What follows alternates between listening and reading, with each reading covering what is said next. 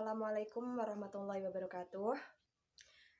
Perkenalkan, nama saya Fitria Berliana Sari. Saya adalah salah satu mahasiswa di IAIN Kudus, Fakultas, lebih tepatnya itu Fakultas Perbankan Syariah. Ya, di sini saya mendapatkan tugas dari kampus, ya, yaitu tugas ekonomi mikro. Nanti kalian bisa sebelum nanti saya menjelaskannya, terlebih dahulu jangan lupa like dan komen beserta tolong di subscribe ya. Oke. Sebelumnya kepada yang terhormat Bapak Muhammad Nurul Khomar, MEI, selaku dosen ekonomi mikro di Fakultas Ekonomi dan Bisnis Islam, tepatnya Prodi Perbankan Syariah D. Setelah itu, sebelumnya nanti saya akan untuk teman-teman semuanya, agar teman-teman semuanya nanti paham dan mengerti betul. Oke? Langsung saja ya. Langsung saja teman-teman. Di sini saya akan mempresentasikan atau menjelaskan tentang produksi, ya. Baik teman-teman, langsung saja ya, langsung saja ke penjelasan dari saya, yaitu produksi. Di sini produksi kita mulai dari pengertiannya, yaitu pengertian produksi. Pengertian produksi itu adalah kegiatan menghasilkan suatu barang baru, kemudian nanti dikembangkan. Tidak hanya kita membuat barang baru itu, tetapi kita merubahnya dari barang lama menjadi barang baru, dan kemudian nanti diproses menjadi suatu barang yang baru, yang dulunya itu barang lama bisa menjadi barang baru. Itu namanya itu namanya adalah produksi. Jangan sampai salah ya teman-teman semua. Oke, paham ya? Sekarang di sini ada tujuan produksi, teman-teman. Kalian tahu nggak sih tujuan produksi itu apa? Nah, di sini saya akan menjelaskan sedikit ya, menurut sepengetahuan saya. Kalau tujuan produksi ini itu dulu sama sekarang itu berbeda, teman-teman. Kalian harus tahu, kalau dulu itu perbedaannya itu, kalau dulu produksi itu adalah untuk menghasilkan barang lama, menjadi sekarang menuju ke tujuan produksi ya teman-teman. Jadi sudah saya jelaskan pengertian dari produksi. Sekarang saya akan menjelaskan tujuan dari produksi tersebut teman-teman semua. Tapi sebelum itu kalian harus like dulu ya, jangan lupa di subscribe juga teman-teman. Oke. Di sini tujuan produksi adalah itu, kalau ada dua pertentangan teman-teman semua, yaitu kalau di zaman dulu ya, maksudnya zaman dulu itu tujuan produksi adalah untuk menghasilkan suatu barang lama menjadi barang baru teman-teman. Tapi beda lagi teman-teman kalau ya zaman sekarang. Kalau di zaman sekarang, era sekarang itu tujuan dari produksi itu adalah mencari keuntungan atau laba teman-teman. Jadi jangan salah, dulu sama sekarang itu berbeda, tetapi prosesnya itu masih sama ya. Tapi kalau zaman dulu cara membuat produksi itu memang berbeda, cuma tujuannya itu yang beda juga. Seperti itu. Kalau dulunya itu menganggap bahwa hanya berpikiran membuat barang baru ya, yaitu dari barang lama menjadi barang baru. Kalau sekarang itu tujuannya itu adalah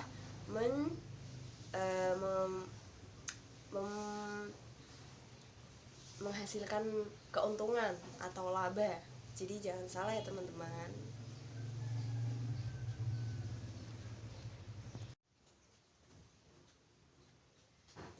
Baik teman-teman, tadi saya sudah menjelaskan pengertian dan juga tujuan ya. selain produksi memiliki tadi suatu pengertian dan tujuan, ada juga macam-macam dari produksi tersebut teman-teman, atau tahap-tahapnya ya. Nanti juga ada tahap-tahapnya juga, ada juga macam-macamnya juga teman-teman. Oke. Yang pertama itu ada dalam bidang ekstraktif, yang kedua bidang agraris, yang ketiga itu ada bidang industri manufaktur, yang keempat itu ada bidang perdagangan, dan yang terakhir itu ada bidang jasa teman-teman. Untuk yang pertama itu ada dalam bidang ekstraktif teman-teman semua. Jadi bidang ekstraktif ini adalah itu kegiatan produksi yang mengolah barangnya itu dari barang alam teman-teman semua. Jadi langsung proses pengolahan dari alamnya. Misalnya itu ada pertambangan minyak, terus ada emas, dan ada pengambilan juga ikan di laut. Selanjutnya itu ada bidang agraris teman-teman semua. Kalau bidang agraris ini itu adalah pengolahannya itu dari alam juga, tetapi itu dari hewan dan tumbuhan teman-teman. Contohnya itu dalam bidang pertanian, ya seperti itu. Terus selanjutnya ada bidang industri manufaktur.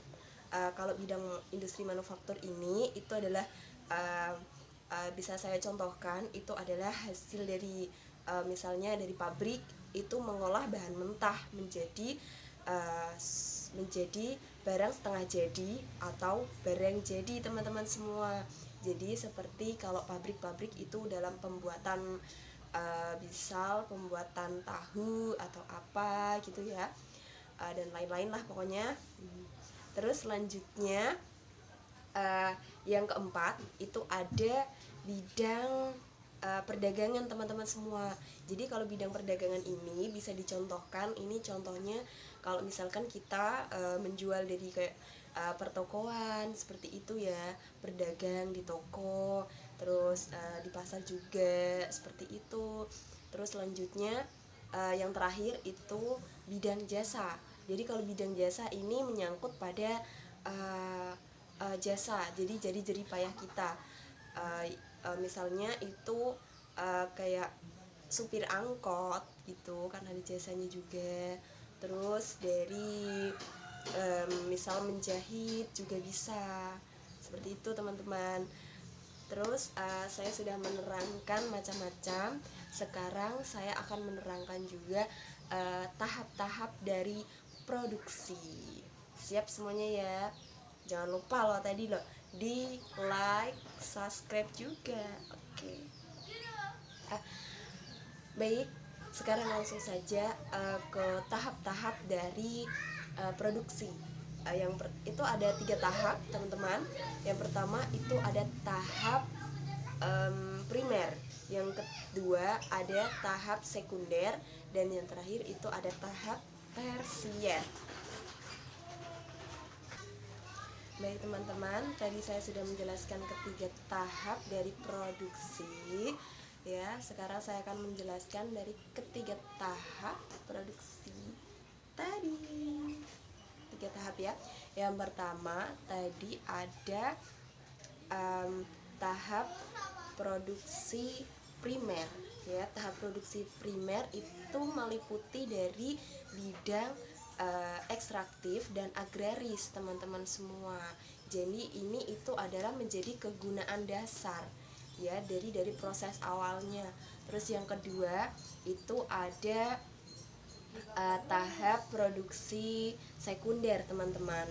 Kalau tahap produksi sekunder ini itu bisa berasal dari kegunaan bentuk, misalnya itu dari kerajinan. Jadi kita membentuk dari misalnya dari Jepara ya, ada kotak ukir, itu kan dari kegunaan bentuk ya teman-teman semuanya. Yang ketiga itu ada tahap produksi tersier teman-teman, dimana tahap produksi tersier ini itu berasal dari seperti pelayanan jasa. ya, atau pertokoan seperti itu. Jadi misalnya kita menjahit, itu kan ada jasanya juga teman-teman semua. Ada juga dari penghasilan pertokoan. Dari pertokoan itu namanya dari produksi bidang tersier, ya. Bukan bidang tersier, maksudnya dari tahap produksi tersier, itu maksudnya teman-teman. Sebelumnya saya minta maaf ya teman-teman ya. Di sini saya sedikit serak ya, sedikit tenggoroknya kurang enak badan ya, saya kurang enak badan. Jadi mau dimaklumi kalau suara saya itu serak-serak basah ya. Baik, saya tadi sudah menjelaskan tentang beberapa macam-macam dan tahap dari produksi. Sekarang saya akan menjelaskan jenis-jenis dari produksi tersebut teman-teman. Jenis-jenis produksi itu ada 5. Oke. Yang pertama itu ada faktor produksi, yang kedua ada faktor produksi alam, yang ketiga ada faktor produksi tenaga kerja, yang keempat ada faktor produksi modal, dan yang terakhir itu ada faktor produksi kewirausahaan teman-teman semua. Jadi harus bisa paham ya teman-teman ya. Kalau yang pertama tadi ada faktor produksi ya, ini kan namanya juga faktor produksi ya, berarti kan awal dari produksi itu ya, jadi sumber daya dari semua sumber gitu, dari faktor produksi ini. Jadi dihasilkan dari produksi pembuatan barang yang awalnya itu barang mentah bisa menjadi barang jadi, atau barang lama menjadi barang baru, seperti itu teman-teman. Terus yang kedua ada faktor produksi alam. Nah, faktor produksi alam ini itu bisa dikatakan itu dari alam ya teman, dari alam juga bisa. Misalnya tadi kan ada kalau alam itu dari tumbuh-tumbuhan gitu, bisa ya, seperti itu. Terus yang ketiga itu ada faktor produksi dari tenaga kerja. Jadi tenaga kerja ini yang digunakan adalah tenaga kerja dari manusia. Jadi sangat butuh sekali tenaga kerja dari manusia teman-teman semua. Terus yang keempat itu ada faktor produksi modal. Jadi semua produksi itu berawal dari modal. Jadi modal nanti dikeluarkan berupa uang dan nanti akan menjadikan suatu produksi. Jadi mudah ya, mudah banget ya dia mengambil itu, membuat produksinya itu dengan modal gitu. Jadi nggak usah kita produksi sendiri, jadi dari modal itu tersebut. Terus yang kelima atau yang terakhir itu dari faktor produksi kewirausahaan ya. Dan produksi kewirausahaan ini itu dari keahlian seseorang membuat produksi itu, jadi memiliki keahlian masing-masing seperti itu. Dan di situ juga ada 4, dan yang pertama planning, organizing, accounting, dan controlling, seperti itu teman-teman semua. Oke teman-teman semua, tadi sudah saya jelaskan beberapa pengertian produksi, mulai dari pengertian produksi, terus mulai dari tahap-tahap produksi, jenis-jenisnya juga, adapun juga fungsinya juga teman-teman semua.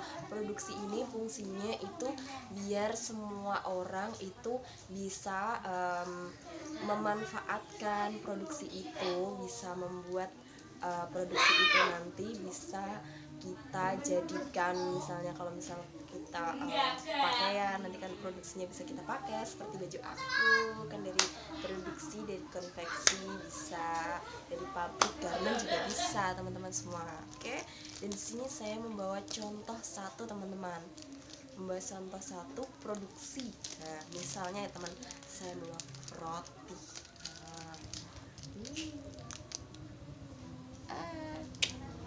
Roti ini teman-teman semua, roti ini dulunya juga diproduksi.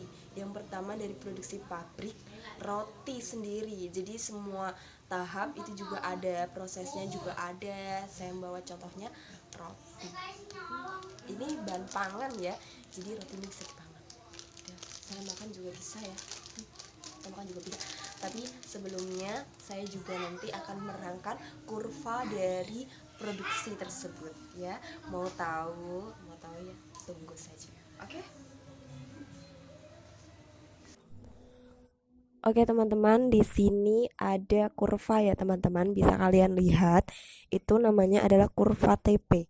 Kurva TP ini adalah kurva produksi total yang menunjukkan hubungan antara jumlah produksi dan jumlah tenaga kerja yang digunakan untuk menghasilkan produksi tersebut. Jadi ini bentuknya TP itu cekung ke atas apabila itu tenaga kerja yang digunakan masih sedikit, kurang dari 3. Oke teman-teman semua, tadi sudah lihat ya, ada kurva, dan juga saya sudah mengasih contoh dari produksi tadi teman-teman. Jadi tadi sudah saya jelaskan mulai dari pengertiannya sampai dengan contohnya juga ya teman-teman. Terus di sini sudah selesai ya semua teman-teman semuanya ya. Jangan lupa juga tadi di subscribe juga, like dan komen, jangan lupa itu ya teman-teman ya. Terus apabila ada kesalahan saya dalam menjelaskan, saya mohon maaf. Dan akhir kata dari saya, wallahu muwaffiq ila aqwamit thoriq. Wassalamualaikum warahmatullahi wabarakatuh. Semoga kalian paham dan bisa bermanfaat untuk kalian semua. Oke, see you next time teman-teman. Terima kasih. Pertama, menjadi